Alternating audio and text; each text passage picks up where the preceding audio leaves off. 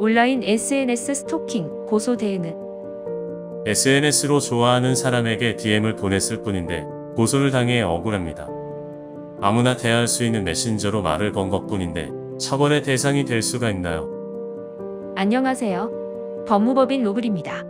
지난해 6월 국회는 스토킹 범죄의 처벌 등에 관한 법률 즉 스토킹 처벌법의 개정안을 통과시켰습니다.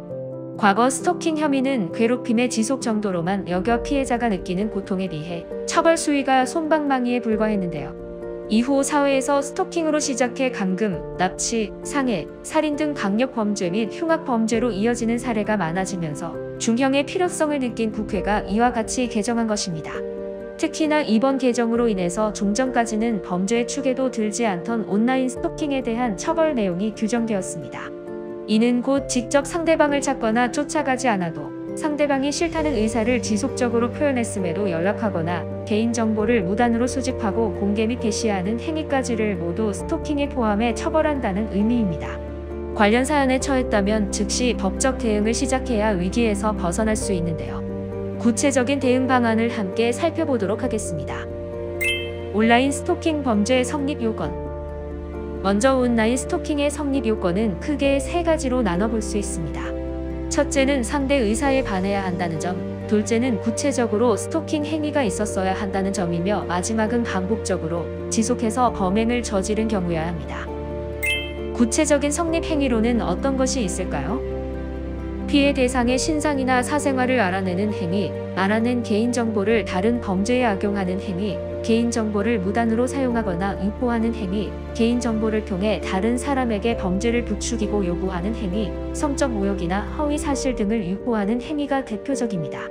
단순히 불안감, 공포감을 유발하는 글이나 말, 사진 등을 전달하는 것뿐만 아니라 개인정보를 사칭 및 활용하는 것까지 모두 불법적인 행위에 해당하므로 각별히 유의하셔야 하겠습니다.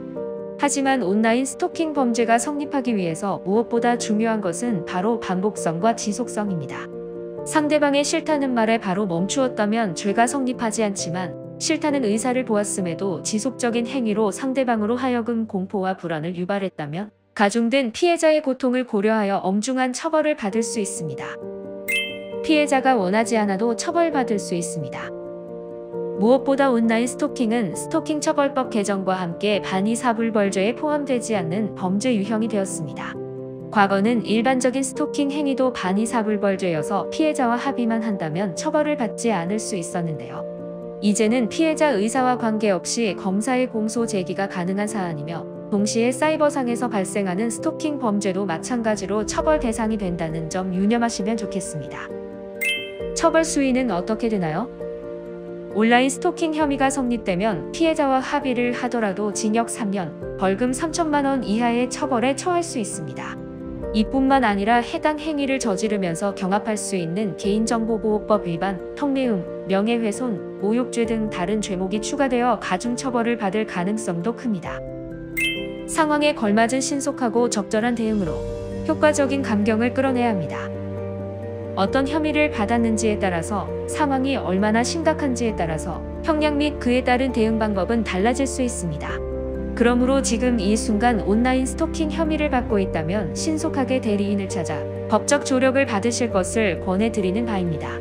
법무법인 로블에서는 다양한 성범죄 및 형사고소 대응을 맡은 대리인이 직접 면담부터 경찰 조사, 재판까지 함께하며 도움을 드립니다. 언제든 다만 늦지 않게 조력을 요청하시고 과중한 처벌을 받지 않게 방법을 모색해 보시길 바랍니다.